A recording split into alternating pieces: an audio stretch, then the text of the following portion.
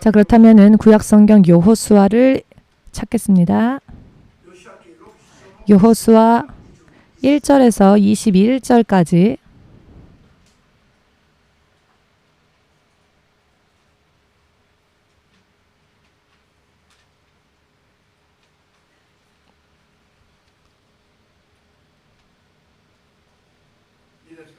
다 찾으셨습니까? 소리내어 함께 읽겠습니다. 이스라엘 자손들로 인하여 여리고는 굳게 닫혔고 출입하는 자 없더라. 여호와께서 여호수아에게 이르시되 보라, 내가 여리고와 그 왕과 용사들을 내 손에 붙였으니 너희 모든 군사는 성을 둘러 성 주위를 매일 한 번씩 돌되 엿새 동안을 그리하라. 제사장 일곱은 일곱 양각 나팔을 잡고 언약궤 앞에서 행할 것이요, 제7일에는 성을 7번 돌며 제사장들은 나팔을 불 것이며 제사장들이 양각 나팔을 깊게 울려 불어서 그 나팔 소리가 너희에게 들릴 때에는 백성은 다 큰 소리로 외쳐 부를 것이라. 그리하면 그 성벽이 무너져 내리리니 백성은 각기 앞으로 올라갈세. 눈의 아들 여호수아가 제사장들을 불러서 그들에게 이르되 너희는 언약궤를 메고 7 제사장은 7 양각 나팔을 잡고 여호와의 궤 앞에서 행하라 하고, 또 백성에게 이르되 나아가서 성을 돌되 무장한 자들이 여호와의 궤 앞에 행할지니라. 여호수아가 백성에게 이르기를 마치며 제사장 7이 7 양각 나팔을 잡고 여호와 앞에서 진행하며 나팔을 불고 여호와의 언약궤는 그 뒤를 따르며 무장한 자들은 나팔 부는 제사장들 앞에서 진행하며 후구는 궤 뒤에 행하고 제사장들은 나팔을 불어 행하더라.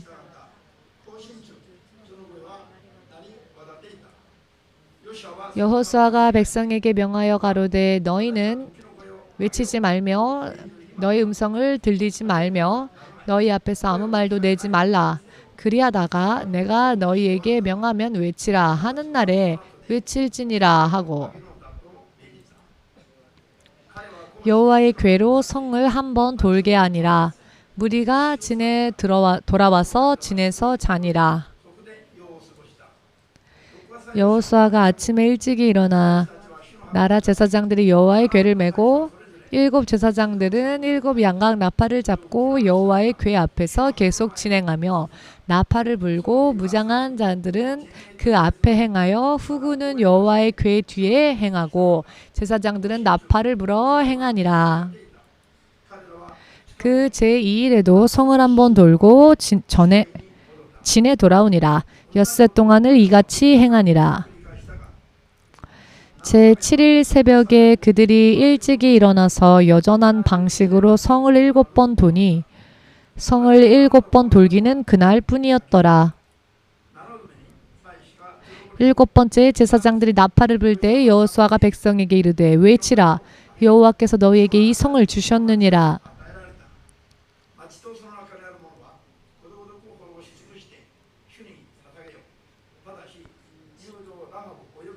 이 결과 그 가운데 모든 물건은 여호와께 외치되 기생 라합과 무릇 그 집에 동거하는 자는 살리라. 이는 그가 우리의 보낸 사자를 숨겨두었느니라. 너희는 바칠 물건을 스스로 삼가라. 너희가 그것을 바친 후에 그 바친 어느 것이든지 취하면 이스라엘 진으로 바침이 되어 화를 당케 할까 두려워하노라. 은, 금과 동철 기구들은 다 여호와께 구별될 것이니 그것을 여호와의 곳간에 드릴지니라.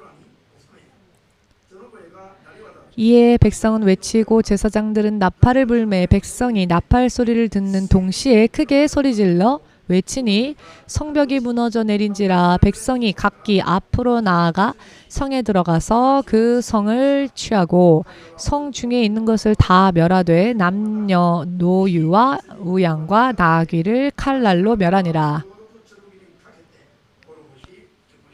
아멘. 기도하겠습니다. 이 시간도 살아계시며 부활하신 예수님은 하늘의 보좌에 계시고 또한 당신의 영이신 성령으로서 온 세상에 있는 거룩한 자녀들과 함께 하시며 그 속에 임하시고 거하시며 모든 길을 선두에 서서 인도하시는 주되신 하나님, 당신은 온 땅의 하나님이심을 믿습니다. 또한 지금 성령께서는 우리와 함께 하시고 그 임마누엘이라는 약속을 지금도 지켜주고 계심을 믿습니다. 지금 이 시간에도 주님의 음성을 종의 입술을 통하여서 듣고자 원하여 이 자리에 모여온 사람들이 있사오니 주의 자녀들이 알기 쉽게 듣고 믿고 따르고 행할 수 있는 진리의 말씀을 명확하게 주의 종의 입술을 마이크와 같이 사용하여 주시사 주의 자녀들에게 말씀하여 주시옵고 주의 통치하심 속으로 주의 인도하심 속으로 스스로 자발적인 믿음으로 온전히 들어가서 주님으로 인해 사는 삶, 그런 삶이 될 수 있도록 한 사람 한 사람을 도와주시옵소서. 주 예수의 이름으로 기도드리옵나이다. 아멘.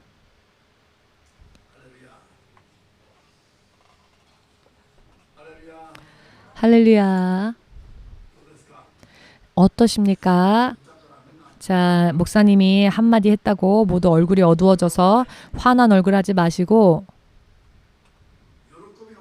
기쁨의 얼굴, 감사의 얼굴로 목사님의 얼굴을 보지 마시고 예수님의 얼굴색을 살피면서 예수님의 음성은 오늘 나에게 어떠한 것을 들려주려 하실까, 그것을 마음에 명심하시고 예수님과 더불어 동행할 수 있는 그와 같은 마음가짐으로, 그와 같은 마음 자세로 예배에 우리가 임하여야 할 것입니다. 아멘. 자, 누군가 한 사람에게 질문을 해보겠습니다. 여러분은 왜 교회에 오십니까? 누군가 한 사람 대답을 해주십시오. 여러분은 왜 교회에 오십니까? 천국 가고 싶으니까. 그것은 바른 소망입니다. 그런데요, 그 소망이 이루어지기 위해서는 조건이 있는데요. 내가 가고 싶다고 해서 갈 수 있는 게 아니라 천국에 우리를 들어가게 하시는 그 예수님을 따라가지 않으면, 순종하지 않으면, 주님께서 옳다 하시는 믿음이 되지 않으면 안 된다는 조건이 있습니다.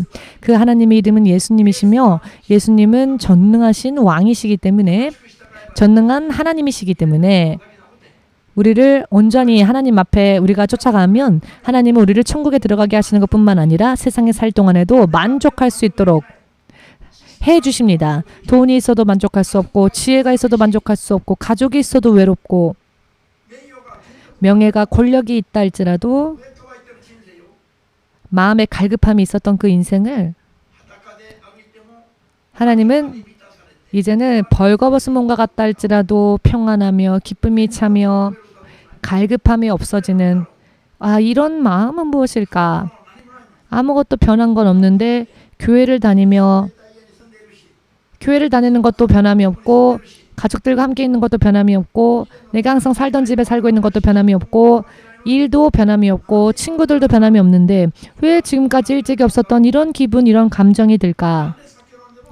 왜 어찌하여 술을 마셔도 예수님 이야기가 하고 싶어지고, 왜 빠친코 가도 빠친코에 빠지지 못하고, 빠지려고 하여도 빠지질 않고 예수님이 자꾸 생각나고,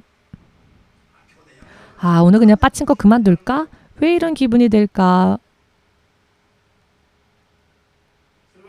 그것은 예수님께서 참되신 하나님이시기 때문입니다. 예수님과 더불어 동행하게 되면은요, 무언가 변하는 것이 우리의 삶 속에, 우리의 마음 속에 변하는 게 있습니다. 이 세상에서는 들어본 적도 없었던 이야기를 듣게 되고요.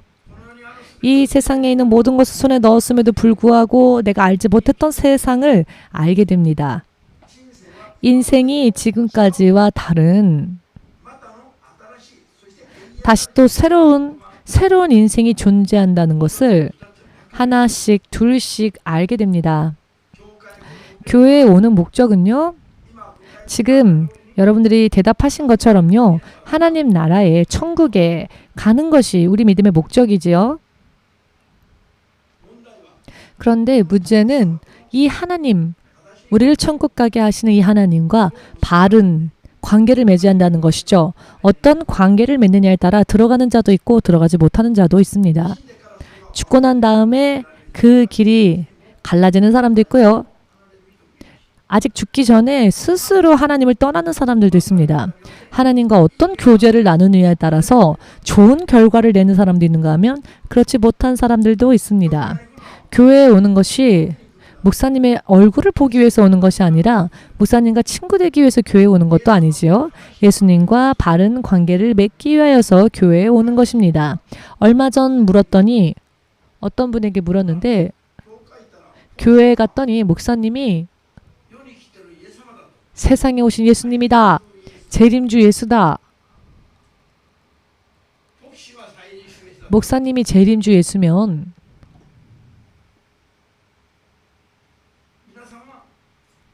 여러분은 앞으로 오실 예수님을 기다릴 필요 없겠죠? 말도 안 되는 가르침을 교회 안에서 가르치는 그런 곳이 있다라는 이야기를 들었을 때에 깜짝 놀랐습니다. 물론 소문으로 많이 듣기도 했는데요. 눈앞에서 그 이야기를 직접 들었더니 정말로 기분이 이상한 기분이 되었는데요. 아무리 목사님이 위대하신 그런 목사님이라 할지라도 목사는 하나님이신 예수님, 그 예수님의 종일 뿐입니다. 다윗의 왕의 고백을 빌리자면은요. 다윗은 왕이었으나 그는 하나님 앞에 고백하기를 나는 벌레와 같은 존재인이다 라고 말했습니다. 벌레라면 차라리 낫습니다. 벌레라면 차라리 낫다는 겁니다. 벌레보다도 더 더러울지 모릅니다. 더 냄새날지 모릅니다. 다윗의 고백이 심한 고백이 아니고요. 정말로 그 사실을 있는 그대로 이야기하면 하나님 앞에 서 있는 목사들이 더 더럽고 더 냄새나는 존재일 수도 있습니다. 예수님을 알지 못하기 때문에 목사들이 자기가 마치 예수님이라도 된 것 마냥 예수를 사칭하는 겁니다. 예수님은 그렇게 작고 그렇게 냄새나고 그런 존재가 아니십니다. 지금 죄를 가지고 있는 채 예수님의 얼굴을 직접 아련한다면 죽을 수밖에 없습니다. 예수님은 너무나도 크시고 너무나도 위대하시고 그리고 우리는 너무나도 작고 너무나도 더러운 냄새나는 죄인이기 때문에 우리가 죄를 가진 채로 지금 이 순간대로 예수님을 본다면 우리는 죽고 말 것입니다. 지금 내 안에 있는 죄를 다 빼고 난 다음이 아니고서는 예수님을 직접 볼 수가 없습니다. 그 정도로 사람은요 죄인입니다. 모두가. 아무리 목사가 잘난 척 설교하여도 목사의 속을 뒤집어 보면 죄가 아주 듬뿍 있습니다. 확실하게 말씀드리건대 저도 죄인 중에 한 사람입니다. 절대로 예수님이라 하는 그분의 이름을 사람과 결합시켜서는 안 됩니다. 그 사람이 누구라 할지라도요. 아멘 되십니까? 교회에 오는 목적은요. 예수님과의 바른 관계를 맺고 예수님 나라에 가기 위해서인데요. 이런 말도 안 되는 믿음으로 떨어지고 만다면 예수님을 만날 수가 없게 되겠지요. 그리고 천국에도 갈 수 없을 것이며 교회를 다녔음에도 불구하고 교회를 지나 지옥으로 떨어지겠죠. 아멘 되십니까? 절대로 안 되는 것이요. 예수님 앞에 머리를 치켜 세우는 일입니다. 머리를 치켜 세우는 일입니다. 저는 이렇게 하고 싶어요. 저는 이런 사람이니까 저는 이렇게 해주세요. 라든지 자기 자신을 하나님 앞에 주장하는 것, 자신을 내려놓지 못하는 것은 사실 제일 무서운 일이기도 합니다. 예수님을 만난 이야기를 강하게 전하는 것은 간증을 하는 것은 좋지만 자기를 강하게 이야기해서는 안 되죠. 예수님으로 인해 일어난 결과를 강하게 이야기하는 것은 간증이니 좋습니다. 그러나 예수님을 통하지 않고 예수님을 의하지 않고 자기 안에 있는 것을 자랑한다면 그것은 위험한 일입니다. 다시 살아도 죽었다 깨나도 사람은 예수님이 될 수 없습니다. 아멘 되십니까? 이것은 영원토록 있을 수 없는 이야기이며 그것이 성경에 있나? 라고 생각할 필요조차 없는 이야기입니다. 그런 말을 하는 사람이 있다면 그 사람이 사탄입니다. 그 사람이 사탄의 사자라는 겁니다. 절대로 하나님의 사람이라 할 수 없습니다. 아멘. 이것은요, 영분별하는 필요도 없는 이야기입니다. 그 사람의 믿음이, 그 사람의 지식이, 그 사람의 마음이 어떠한지 볼 것도 없습니다. 그런 이야기를 하면 목사가 예수님이다라고 하면은 그 사람이 회개하지 않는 한 지옥 갈 수밖에 없습니다. 자, 그런데요, 왜 이런 이야기가 세상에는 돌고 돌까요? 교회를 모르기 때문에 그렇습니다. 또한 교회에 오는 목적을 잘 모르기 때문에 그렇습니다. 교회에 오는 목적은요, 내가 예수님을 만나고 교회에 가서 내가 예수님을 만나고 예수님의 자녀로 거듭나고 예수님의 나라로 내가 육신을 떠날 때에 옮겨지기 위하여서 교회는 오는 것입니다. 다른 목적으로 교회에 오는 사람이 있다고 한다면 그 생각을, 그 사고 방식을 바꾸는 게 좋습니다. 빨리 바꾸는 게 그 사람에게 좋습니다. 목적을 빨리 바르게 잡아야 합니다. 빨리. 아멘 되십니까? 돈이 필요해서 교회에 왔다. 자, 그 목적을 바꿔야 합니다. 병을 치유받고 싶어서 교회에 왔다. 목적을 바꾸십시오. 천국에 가고 싶어서 교회에 왔다. 목적을 바꾸십시오. 왜냐하면은 예수님과의 관계가 바르지 않으면 내가 아무리 천국 가고 싶어도 그것은 두 번째 문제이기 때문입니다. 더 확실하게 말씀드리면 교회에 오는 목적은 예수님과 올바른 관계를 맺기 위하여서 교회에 오는 것입니다. 이것이 전제가 되어지지 않는 한 천국에 가고 싶어도 갈 수가 없습니다. 자, 의미를 이해하시겠습니까? 예수님과의 바른 관계가 맺어지지 않았는데, 예수님과 온전한 관계가 맺어지지 못했는데 어찌 병이 치유받을 수 있겠습니까? 어찌 곤란한 이 문제가 해결되어질 수 있겠습니까? 어찌 천국 가고 싶은데 아무리 몸부림쳐도 사람의 힘으로는 천국 못 갑니다. 예수님과의 관계를 바르게 잡고 예수님이 우리를 옳다 하실 때 우리의 병도 치유를 받게 되며 우리 인생의 여러 많은 문제들도 하나님의 능력으로 도우심을 받아 하나님의 능력으로 해결할 수 있게 되는 것이며 천국에도 들어갈 수 있게 되는 것입니다. 자, 이것을 여기서부터 믿읍시다. 아멘. 내 마음대로 살다가 교회에 왔는데 교회에 왔으니까 천국 갈 거야 라고 생각하십니까? 자, 그렇게 말하는 사람에게 이야기하십시오. 여러분들이 아니라 그렇게 말하는 저 사람한테 이렇게 말해 주십시오. 그것은 당신의 착각일 뿐입니다. 그것은 당신의 착각일 뿐입니다. 라고요. 교회 다닌다고 다 천국 가는 게 아닙니다. 그것은 착각일 뿐입니다. 여러분, 착각으로는 천국에 못 갑니다. 천국은요, 틀림없이 천국에 들어가기를 원한다면은 어떻게 하느냐? 성경은요, 천국에 갈 수 있는 여러 많은 기준을 말씀을 통하여 우리들에게 알려주고 계십니다. 이 기준을 따라 최종적으로 하나님께서 옳다 하실 때 죄를 회개한 자가 하나님 나라에 들어가는 자격을 얻게 된다는 것을 믿으시기를 주 예수의 이름으로 축복합니다. 아멘. 하나님께서는 살아계시며 하늘에도 계시는데 땅에도 계십니다. 우리들 심령 안에도 성령으로 임하셨습니다. 이 성령의 하나님이 그런데 교회 안에서 얼마나 무시당하고 있습니까? 기도하다가도 전화 받고 설교 듣다가도 시계 보고 설교 듣다가도 화장 고치고 성령님을 눈앞에 모셨음에도 불구하고 장난을 치고 있습니다.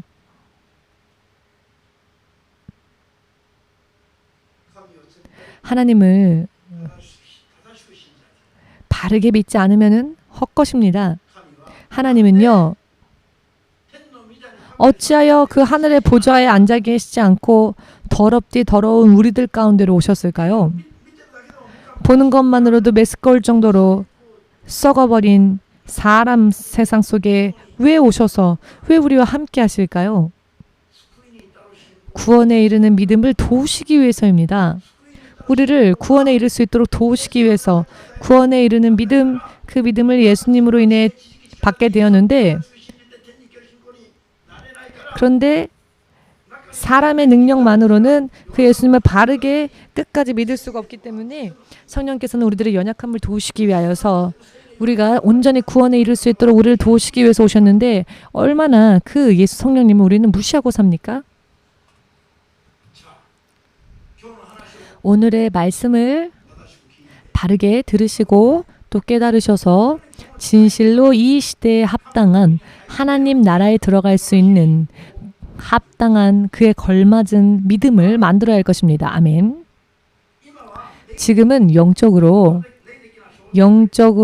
어떤 상징적인 시대가 되었느냐? 지금 이 시대는요, 길갈 시대입니다. 자, 우리 교회에 길갈 예배당이 주어짐으로 인해 길갈 시대가 시작되어졌습니다.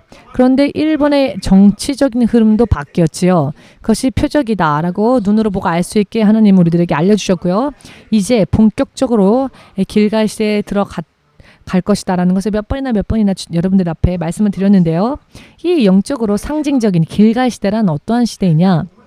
길갈 시대에 들어갔다고 하면 그것으로 좋은가? 이 시대에 합당한 믿음을 준비하지 않으면 안 된다는 것을 알아야 합니다. 준비해야 합니다. 아멘 되십니까? 이 시대는요. 길갈 시대는요. 2개월 전에 이미 시작이 되었습니다. 새로운 시대가. 이 시대에 들어와서 하나님께서는 세상에 있는 하나님의 백성들에게 어떠한 믿음을 요구하셨느냐? 간단하게 말씀드려서 먼저 할례 받지 못한 자들을 할례 받게 하라. 그리하여 하나님의 사람으로서 거룩히 구별되어지지 못한 사람들은 하나님의 사람으로 성별되어지는 하나님의 것으로 드려진다라는 표적으로 할례를 받으라라는 말씀이 있었죠. 설령 그 사람이 여호수아와 같은 지도자라 할지라도 죄가 남아있으면 죄를 벗고 이 거룩한 장소에 하나님의 성령과 더불어 거룩한 시대로 들어가야 할 준비를 해야 한다. 이것이 길갈 시대를 맞이한 신자들의 준비해야 할 일입니다. 아멘 되십니까? 죄에서 벗어나기 위해서 육신의 생각에서 벗어나기 위하여서 최선을 다해야 한다는 것입니다. 최선을 다해야 한다는 것입니다. 믿으십니까? 그리고 길갈 시대는요. 그와 같은 사람들에게 무엇이 약속되어졌는가? 지금까지 광야에서 시련과 훈련을 받았을 때에 먹고 있었던 하늘에서 내려온 만나라 하는 음식이 있었죠. 만나밖에 없었던 시대는 이제 끝났다는 겁니다. 만나밖에 없었던 때에는 아침에 자고 일어나 보면 온 지면에 뿌려져 있었죠. 이것을 모아서 만들어 먹어도 많은 양을 긁어 모아도 하루 지나면 썩어버렸기 때문에 많이 끌어 모아도 의미가 없었죠. 조금 모았다 할지라도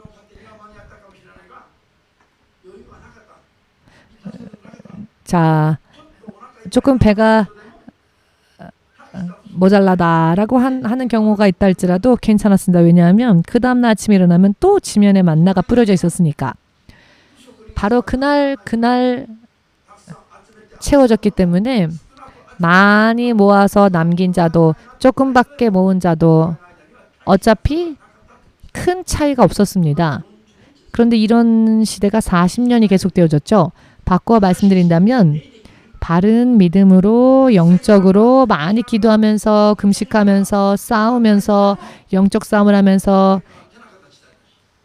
해온 사람들도 어떤 커다란 차이가 보이지 않았고 매일매일 그냥 형식적으로 게을리 했던 사람도 그렇게 큰 차이가 나지 않는 그와 같은 시대였다는 겁니다. 그런데요. 길갈 시대부터는 틀립니다. 길갈 시대부터는요. 40년 동안 공평하게 내려왔던 만나가 딱 멈췄고요. 이제는 그 토지로 들어가서 점령한 토지, 점령한 땅에서 내가 점령한 곳에서 내가 일한 만큼 얻은 산물을 먹게 되었습니다.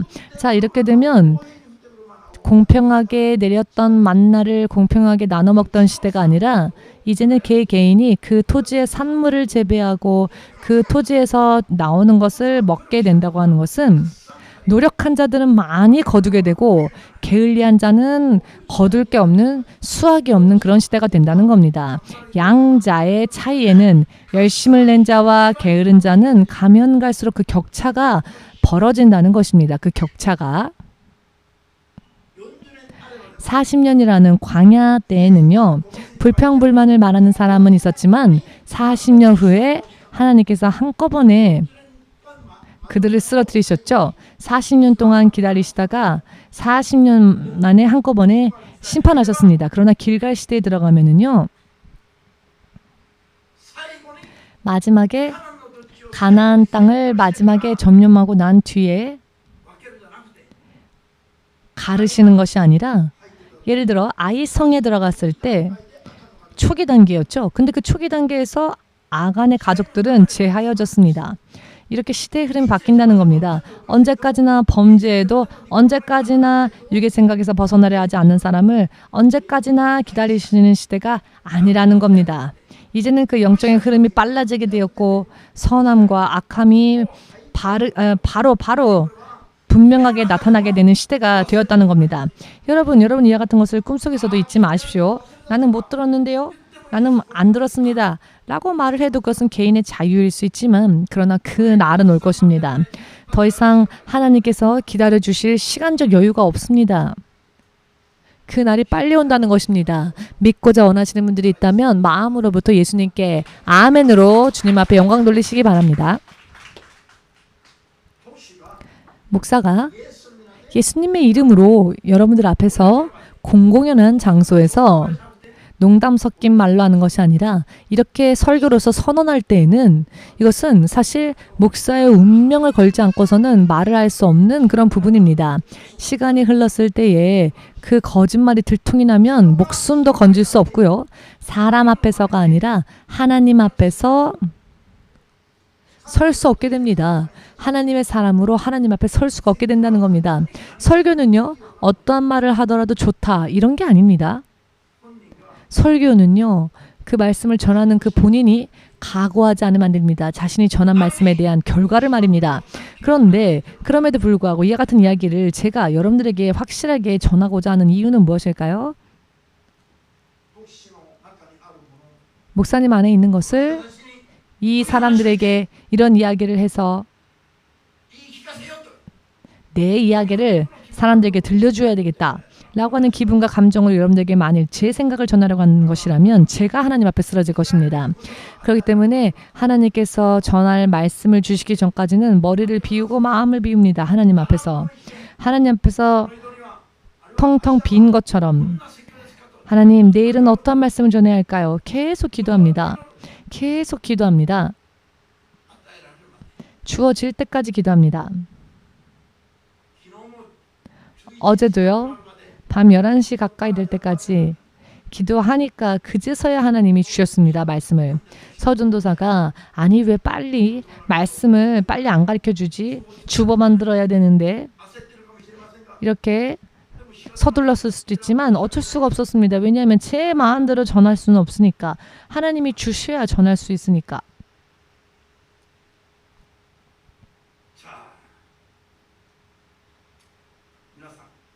여러분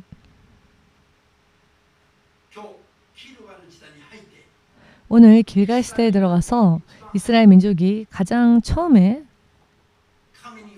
하나님으로 인해 승리를 거두었었던 여리고성에서의 사건을 오늘 우리가 말씀을 통해 본문을 통해 읽었는데요. 자, 여기에서 여리고성은요. 이스라엘의 공격을 당한 여리고인들이 그 여리고성의 문을요. 어떻게 했느냐면은 아주 굳건하게 문을 닫았습니다. 어떻게 해서도 들어갈 수 없게끔 그런 상황으로 만들어 놓았는데요. 이스라엘 백성들이 여리고인들과 전쟁도 하지 않고 싸우지도 않았는데 유혈 사태가 벌어지지도 않았는데 성벽이 무너졌지요. 병사들이 가장 선두에 섰습니다. 무장한 자들이. 그러나 무장한 자들이 가장 선두에 섰지만 칼 하나 쓰지 않았습니다. 칼집에서 그 칼을 빼내지도 않았는데요. 칼 한 자루도 화살 하나도 쓰지 않았는데 성벽이 무너져 내렸습니다. 어찌 이런 일이 일어날 수 있었을까요? 하나님께서 행하셨기 때문에 가능했는데요. 하나님께서 이와 같은 일을 하실 때 이스라엘 백성들에게 무엇을 요구하셨는가요? 여러분들 본문 말씀 읽으시고 아셨지요? 무장한 병사들이 선두에 서야 했습니다. 그 후에 일곱 제사장들이 뿔 나팔을 불고 양각 나팔을 불고 그 뒤를 따라야 했고요. 그 뒤에 언약궤를 맨 자들이 또 따라야 했습니다. 그리고 그 뒤에 일반 백성들이 그 뒤를 따랐지요. 이렇게 하나님께서 명령을 하셨습니다.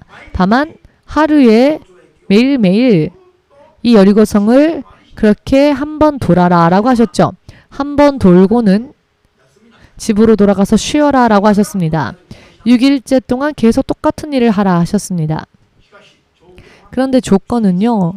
주의사항은 무엇이었느냐면은 소리를 높여 외치고 떠들고 사람들의 소리를 내서는 안 된다. 너희들의 소리를 누군가가 들을 수 있게끔 너의 입술에서 소리를 내지 말라. 들을 수 없게끔. 즉 묵묵히 잠잠히 아무런 말도 하지 않고 하나님께서 명령하신 대로 순종하라는 것입니다. 그리고 그렇게 돌고 7일째가 되었을 때는 제사장들이 양각 나팔을 불라 하셨는데요. 여느 때와 마찬가지로가 아니라 이번에는 길게 좀 비슷했습니까? 길게 그 나팔을 불라고 하셨는데요. 7일째에는 7번을 돌았습니다. 그리고는 제사장들이 7번 돌고 난 뒤에 길게 이 양각 나팔을 불었더니 그 후에 어떻게 하라 하셨냐면은 일반 백성들은 함성을 울려라 라고 하셨습니다. 예를 들면은 할렐루야라고 외친다든지 이렇게 함성을 외쳐라. 이것만이 하나님께서 그들에게 원하신 주의사항이었고 명령이셨습니다. 그리고 그대로 행하였더니 성벽이 무너져 내렸습니다. 하나님께서 명령하신 것만 행하게 했습니다. 자, 여러분 여기에 문제가 생깁니다. 이스라엘 백성들이요 광야에 있었을 때에는 가나안 땅을 허락하셨는데요. 광야에 있었을 때에는 하나님께서 명령하신 대로 하지 않고 이스라엘 백성들이 광야에서는 어떻게 했느냐면은 항상 불만을 말하고 하나님을 원망하고 우리를 어떻게 할 셈인지 외치고 했었지요. 그 불신앙이 약속으로 들어가지 못하고 그들이 도중에 쓰러지게 된 이유가 되었습니다. 이와 같은 불신앙을 자기 마음대로 입에 둘 때, 입술에 둘 때 여러분들이 아무렇지도 않게 말하는 그 불평과 불만, 원망을 들을 때 하나님께서 더 이상 일하실 수가 없게 된다는 것입니다. 잠잠히 묵묵히 하나님을 따르는 일은 사람이 볼 때는 어리석게 보일 수 있습니다. 그러나 그것이 하나님께서 역사하시기 쉬운 조건이라는 것입니다. 이것을 믿을 필요가 있습니다. 아멘. 여러분들이 믿음 생활에서 승리하지 못하는 여러 많은 이유들이 있는데요. 내 나름대로 생각했던 것과 하나님이 같은 명령을 주시지 않으니까 내가 생각했고 내가 상상했던 대로 하나님의 말씀이 임하면 아우 기뻐갖고 하나님과 나의 생각이 이렇게 딱 맞는구나. 아이고 기뻐라. 이런 거라면 하겠습니다. 할 수 있습니다. 그리고 나는 지금 이게 필요한데 하나님이 저거라라 라고 하면 아니 하나님 나는 지금 이게 필요한데 왜 저런 걸 하라고 하십니까? 하나님과 내가 맞지 않네? 그러니 갈등이 일어납니다. 이와 같은 상황 속에서 실패가 발생을 하는 것입니다. 삶의 사는 방식, 생각의 방식, 나의 기호, 내가 좋아하는 것, 나쁜 것까지 말을 하려고 하면 할수록 사실 손해볼 수밖에 없습니다. 다만 하나님께서 어떤 명령을 내리셨는지 거기에만 오직 믿음으로 나를 부합시키고자 노력하고 따르면 자 여러분 여리고 성벽이 무너지기 전까지 이스라엘 백성들이 한 것은 무엇이었느냐면 그들에게 머리가 없었습니까? 아닙니다. 마음이 없었습니까? 아닙니다. 그러나 그들은 머리가 없는 것처럼 마음이 없는 것처럼 아무것도 하지 않았습니다. 좋고 나쁜 게 없는 사람인 것처럼 다만 하나님께서 하라 하신 것만 행했습니다. 다만 순종만 했다는 것입니다. 다만 순종만 하였더니 하나님께서 그것을 옳다 하셨습니다. 그래서 그들은 싸우지 않았지만 성벽이 무너져 내렸습니다. 한국 속담에 손 안 대고 코 풀기라는 그런 속담이 있지 않습니까? 자, 여러분, 코를 풀 때 손을 쓰다 보면 손이 더러워지지요. 그렇기 때문에 티슈를 쓰든지 하지요. 그런데 코를 풀 때 손 쓰지 않아도 코를 깨끗하게 풀 수 있다면 최고가 아니겠습니까? 매주 휴지값도 장난이 아니죠. 매주 휴지값도 비용이 들죠. 여러분들이 휴지를 사용하다 보면은. 그런데 휴지도 안 사용해도 시원하게 코를 깨끗하게 풀 수 있는 방법이 있다면 최고 아니겠습니까? 그런데요, 하나님께서는 그와 같은 것을 말씀하시는 겁니다. 내 힘을 의지하지 않아도, 내 지혜를 의지하지 않아도 하나님으로 인해 사는 길이 있다는 것을, 이것을 하나님은 우리들에게 가르치시고요. 그것을 배우는 장소가 교회입니다. 교회에 와서 이와 같은 것을 배우지 않을 바에야 차라리 대학원을 가십시오.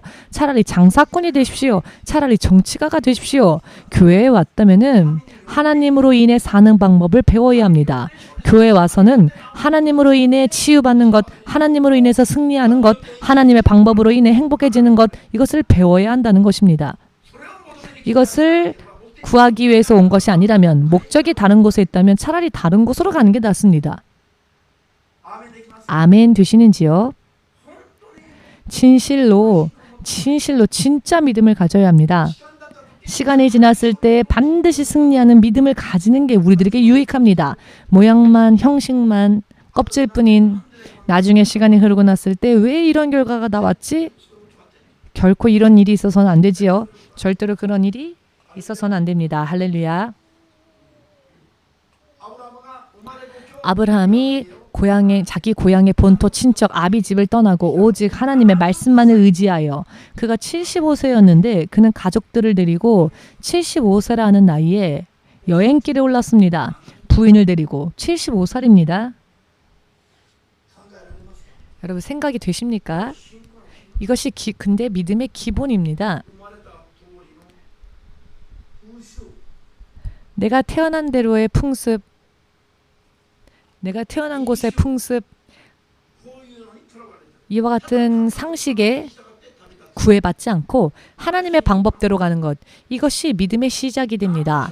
나아만 장군이라는 사람이 있었지요. 그는 긴 시간 피부병에 고생을 했는데요. 그 피부병을 고침받기 위해서 엘리야 앞에 갔는데, 나아만 장군은 엘리야를 만나기 전에 이런 생각을 했습니다. 내가 이렇게 먼 곳에서부터 금과 은, 이런 귀중한 선물을 들고 내가 이스라엘의 하나님의 사람 엘리야를, 내가 소문으로 듣던 그 하나님의 사람 엘리야를 만나기에 나와왔으니, 내 낫지 않았던 이 피부병을 엘리야가, 하나님의 종이 멋있게 나와서 멋있게 손을 올려서는 내 환부에 그 손을 대고는 나를 장군으로서 대우해 주면서 예의 바르게 나를 이렇게 이런 식으로 치유해 주겠지라고 상상을 하고 왔는데요. 막상 도착하였더니 엘리야는요, 얼굴도 비치지 않았습니다. 다만 부하를 시켜, 하인을 시켜 말을 전하게 했는데요. 이렇게 먼 아람에서부터 왔는데 손님을 집 안으로 모시지도 않고 문 밖에 세운 채로 자기는 얼굴도 내비치지 않고 하인을 써서 여기까지 오시느라 피곤하셨죠? 라는 말을 하게 하지도 않고, 자, 요단강에 가서 7번 몸을 씻으면 그 피부병이 깨끗하게 나을 것입니다 라고 하는 이런 차가운 대우를 받았지요. 그때 나아만 장군은 화가 났습니다. 혈기가 났습니다. 내가 이리베도 한 나라에 군대 장관인데 내가 이런 귀한 선물까지 가지고 왔는데 인사를 하러 밖으로 나오기는커녕 오히려 하인을 써서는 말을 하는 게 저 더러운 강에 가서 7번 씻으라니, 그는 분개했습니다. 그런데 이런 크리스찬들이요 많습니다. 분개합니다. 화를 냅니다. 분개하면서 됐어, 이렇게 나아만은 자신의 고향으로 돌아가려고 했죠. 그런데 그의 부하들이 나아만 장군을 만류합니다. 나의 주인이여, 하나님의 사람이 더 어려운 것을 시켰더라도 하지 않으셨겠습니까? 그런데 그는 쉬운 것을 이야기했습니다. 저 요단강에서 7번 씻기만 하면 병이 낫는다고 말하지 않습니까? 그래도 한번 속는 셈 치고 해보면 어떻습니까? 왜 이렇게 쉬운 일을 하라고 하는데 왜 그냥 돌아가려고 하십니까? 그냥 멋있게 돌아간다고 해서 병이 낫는 건 아니지 않습니까? 멋있게 한다고 해서 어깨 힘준다고 해서 인생의 문제가 해결되는 게 아니죠. 자, 한번 해보고 속눈썹 치고 한번 해봐서 나으면 당신에게 유익한 게 아닙니까? 옆 사람에게 말해보십시오. 구원받으면 손해봅니까? 구원받으면 좋은 거는 바로 당신입니다. 그런데 왜 하나님 말 안 듣습니까? 왜 교회 오는 게 힘듭니까? 왜 교회 오자고 말을 해야 교회 옵니까? 2번, 3번 교회 가자 그러면 왜 화를 냅니까? 말하십시오. 옆 사람한테. 생각에 문제가 있습니다. 아주 많이 문제가 있습니다. 할렐루야. 제가 여러분들에게 소개한 것은 만군의 왕 되신 하나님 예수님을 소개하고 있는데요. 저는 여러분들 앞에 저를 소개한 적이 없습니다. 저를 소개할 것도 없습니다. 왜냐하면 저도 죄인이니까. 만군의 주 되신 하나님, 여러분을 영원히 행복하게 하실 수 있는 예수님, 그 예수님을 어찌하면 바르게 명확하게 여러분들에게 소개해 드릴 수 있을까? 그것만을 생각하며 밤낮 없이 금식하고 주일에 3일씩 금식하면서 기도하며 여러분들에게 소개하고자 하고 있습니다. 자, 왜 금식이 좋아서 할까요? 아닙니다. 하나님께서 하라 하셨기 때문에 묵묵히 따를 뿐입니다. 하나님께서 하라고 하셨기 때문에 싫건 좋건 나는 말을 하지 않습니다. 말을 할 수 없습니다. 사실은요, 육적으로는요, 금식 싫습니다. 먹고 싶고 마시고 싶습니다. 가끔은 좀 한숨 돌리고 싶을 수도 있습니다. 담배라도 한 대 물고 말입니다. 이런 이야기 하면은요, 사람들이 또 바깥에 나가서는 우리 교회 목사님이 담배 피고 싶다고 했어 라고 얘기하는 분들이 있는데요. 말의 요지를 오해하셔서는 안 되죠. 하나님께서 기뻐하시는 것, 하나님께서 명령하시는 것, 그것이 무엇인지를 알았기 때문에 그대로 순종할 뿐이지 이렇게 하는 것들이 육적으로 좋아서 하는 게 아니라는 겁니다. 저도 골프 가보고 싶습니다. 그러나 그것보다도 더 좋은 기쁨이 있기 때문에 저는 그런 거 가지 않습니다. 그런 거 상관없습니다. 자, 제가 어떤 말씀을 드리고자 하는지 의미를 이해하시겠습니까? 가끔은 탁구라도 치고 싶습니다. 기분 전환할 겸. 그러나 탁구하는 그 시간에 기도하는 게 저에게 더 유익하다는 걸 압니다. 탁구하는 거는 그때만 나를 즐겁게 할 뿐이죠. 그러나 기도하면은요, 기도는 나를 영원히 유익하게 합니다. 아멘 되십니까? 나아만 장군이 화를 내면서 기분이 상했죠. 아주 마음이 상했습니다. 그래서 화가 났고요. 분개했습니다. 그리고 엘리야를 오해했지요. 그런데 하나님의 명령을 그는 오해했는데요. 그가 마음을 권면을 받아 그 마음을 다시 바꿔먹고 순종을 했습니다. 그는 군대 장관이었죠. 평생. 그러나 높은 고위 직업을 갖고 있어도 그것으로는 그 병을 낫게 할 수 없었는데 순종했더니 그의 피부가 어린아이와 같이 희고 깨끗해졌다. 자, 믿으시면 바로 여러분들의 하나님께 아멘으로 영광 돌리시고 여러분들의 운명을 여러분들의 믿음으로 바꾸시기를 예수님의 이름으로 축복합니다. 아멘 되십니까? 운명은요, 여러분들의 마음, 여러분들이 어떻게 마음을 먹는지, 여러분들이 어떻게 믿음을 가지는지에 따라 바뀔 수 있습니다. 포도주가 필요한데 예수님께 포도주가 필요해라고 했더니 예수님은 항아리에 물을 기울합니다. 아니, 이상한 소리 하네. 아니, 나는 지금 포도주가 필요하다고 하는데 왜 항아리에 물을 부으라고 합니까? 나는 지금 포도주가 떨어졌단 말입니다. 나는 지금 돈이 떨어졌단 말입니다. 나는 지금 이런 게 곤란하단 말입니까? 그런데 하나님은 왜 관계없는 일을 하라고 하십니까? 나는 지금 돈이 너무 많이 필요한데, 나는 지금 몸에 병이 걸렸는데, 나는 지금 대인관계가 너무 힘든데, 목사님은 기도하세요. 금식해보세요. 말씀 읽으세요. 말씀을 지키세요. 이런 것만 이야기를 하시니, 아, 목사들은 다 똑같아. 머리가 딱딱해. 나를 전혀 배려해주지 않아. 융통성이 없어. 나를 전혀 생각해주지 않고 전혀 배려심도 없어. 목사들은 지금 이렇게 힘든데, 지금 이렇게 내가 너무나 힘든데, 이렇게 오해를 해도 사실 이상하지는 않습니다. 오해해도요, 이상하지는 않습니다. 그러니까 오해를 하지요. 자, 오해하면 어떻게 될까요? 오해해 보십시오. 예수님은요, 이해가 되지 않는데 그렇게 말씀하셨습니다. 포도주가 필요해요. 저는 물이 필요한 게 아니에요. 그 말을 예수님은 알아들으셨습니다. 알아들으셨는데 예수님은 그래도 물을 항아리에 넣어라 라고 하셨습니다. 여기에 하나님을 향한 절대적인 흔들리지 않는 신뢰가 믿음이 필요합니다. 때로는 나의 상식과 이해되지 않는 것을 하나님께서 말씀하실 때 그래도 흔들리지 않는 믿음, 물이 아니라 모래를 항아리에 넣으라고 해도 아멘하는 믿음, 하나님의 말씀이라면 항아리에 돌을 넣으라 해도 아멘할 수 있는 믿음.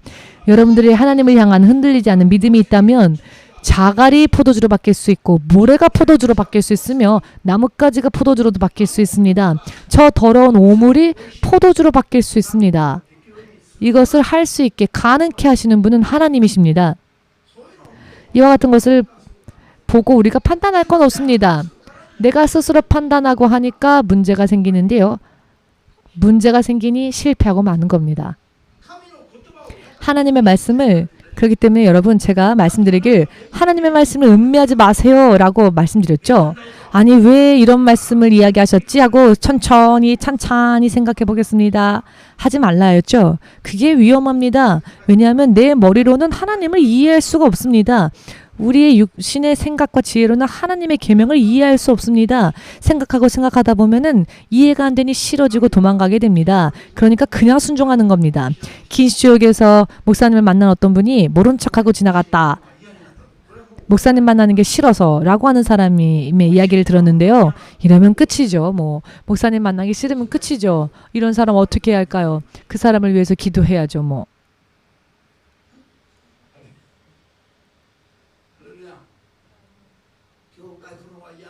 교회 오는 게 싫은 사람, 성경에 있는 게 싫은 사람, 예수님을 향하여서 무릎 꿇는 게 싫은 사람, 금식이 싫은 사람, 문제가 있어도 너무 많이 있는 것이죠.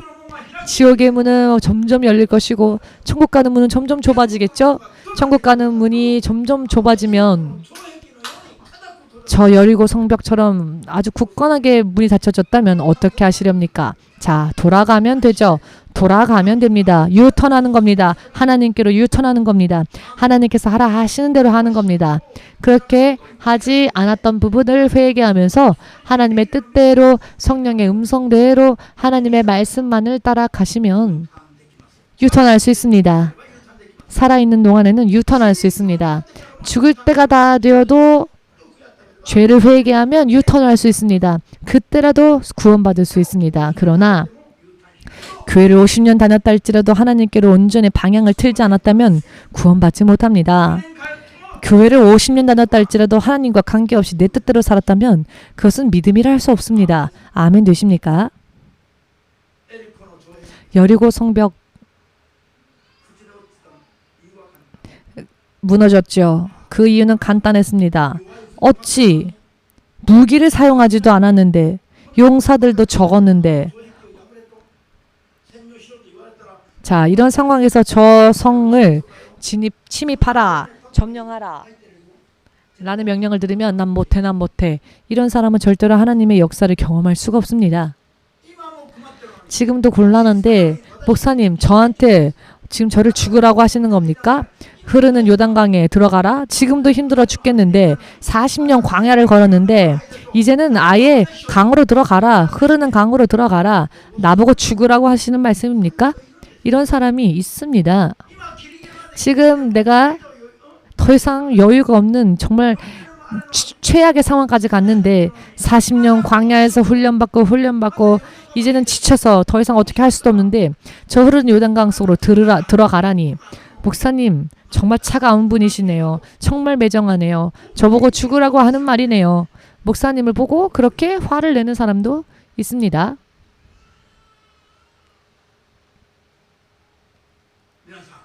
여러분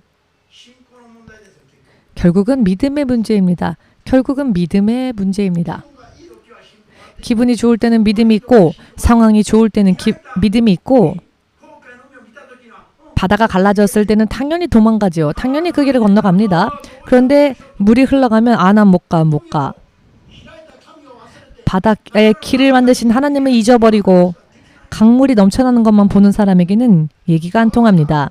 강물이 넘쳐나건 혹은 강이 열려서 길이 생겼건 관계없습니다. 강물이 있어도 하나님이 여시니까. 자, 바다의 길이 생겼을 때 이스라엘 백성은 그 길을 걸었죠. 그 광경을 보고 이집트의 군인들, 무장한 병사들도 같이 그 길을 따라 들어갔습니다. 그렇지만 이스라엘 백성이 다 건너가고 난 후에 이 애굽의 병사들은 그 길 가운데에서 다시 바닷물이 돌아와 전부 바다에서 빠져 죽었죠. 아무리 그들의 용사였고 아무리 그들이 무장을 하였어도 하나님께서 그 길을 닫으시니 그들은 다 전멸했습니다. 내가 가지고 있는 힘, 내가 가지고 있는 무언가가 중요한 게 아닙니다. 하나님의 뜻이 어떠한지, 하나님께 여시는 길이 진짜 열리는 길입니다. 믿으시면 하나님 앞에, 예수님 앞에 영광을 돌리시고 절대로 그 믿음에 흔들림이 없으시기를, 그 믿음에 의심이 없으시기를 주 예수의 이름으로 축복합니다. 축복합니다. 아멘. 여러분, 그리고 신학생 여러분들은 특히 잘 들어주십시오. 영성훈련, 여성훈련, 신학을 공부하려고 왔는데 봉사만 시키네. 무언가 열심히 학문을 공부하고 무언가 지식을 추구하려고 했는데 금식하라, 기도해라, 봉사해라, 훈련만 시키네. 아, 피곤하다. 영성훈련이 아니라 이거는 육신을 힘들게 만드는 그냥 고행이지, 이렇게 오해하는 신학생들도 있는데요. 육신이 먼저 무너지지 않으면, 육신의 생각이 먼저 무너지지 않으면, 육신이 먼저 순종하지 않으면 사람의 영은요, 좀처럼 순종하기가 어렵습니다. 아멘 되십니까? 내 육신을 먼저 내려놓지 않으면, 내 육신을 먼저 하나님을 따르게 하지 않으면 내 영이 순종하기가 참 힘이 듭니다. 영성훈련이라는 것은 육신을 내리는 그 훈련이 완성되어졌을 때 비로소 영성훈련이 시작됩니다. 믿고자 원하시는 분들은 아멘으로 예수님 앞에 영광을 마음껏 돌리시기 바랍니다. 어차피 믿을 바에야 바르게 믿읍시다. 어차피 천국이 나에게 소망으로 있다면 정말로 천국 갈 수 있는 믿음을 만듭시다. 그렇게 되시길 주 예수의 이름으로 축복합니다. 교회에 멋만 부리면서 교회 올 것 같으면야 그냥 집에서 쉬면서 삼계탕 먹으면서 아주 차갑게 만든 맥주 한 잔 마시는 게 더 낫죠.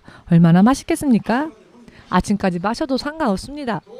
어차피 천국 못 갈 바에야, 어차피 천국에 소망이 없다면 열심히 많은 돈 벌어서 유유자적히 자신의 인생을 저 남쪽 바다라도 가서 놀면 되죠. 그렇게 천천히 지옥 가면 좋지요. 여러분, 천국에는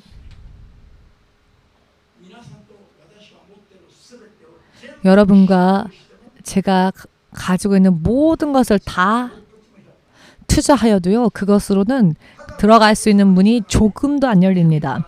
오직 예수님을 순종하고 죄를 회개하고 죄에서 나오는 사람만이 갈 수 있습니다. 열리는 문입니다. 그런 사람들에게만 문이 열립니다.